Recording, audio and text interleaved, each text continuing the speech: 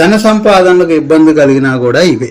ధన సంపాదనకు ఇబ్బంది కలిగిందనుకోండి, మీకు ఐశ్వర్యకారకుడైన శుక్రగ్రహము కామన్ అనమాట. అది ఐశ్వర్యకారకుడైన శుక్రగ్రహము. ఎవరికైనా సరే నా జాతకం తెలియలేదనుకోండి, ఐశ్వర్య ఫలప్రదాత శుక్రుడు, ఆ శుక్రగ్రహ జపం చేయొచ్చు. ఎవరికి జాతకం తెలియకపోతే మీకు తెలిసింది కాబట్టి ఆ శుక్రగ్రహ జపం చేసుకొని మీ లగ్నాన్ని అనుసరించి ద్వితీయాధిపతి అంటే ధనాధిపతి శని అవ్వటం వల్ల ఆ 2 గ్రహాలకి గనక మనం సాధన గనక చేసినట్టయితే మనకి ధన సంపాదనలో ఉండే ఇబ్బందులన్నీ తొలగుతాయి.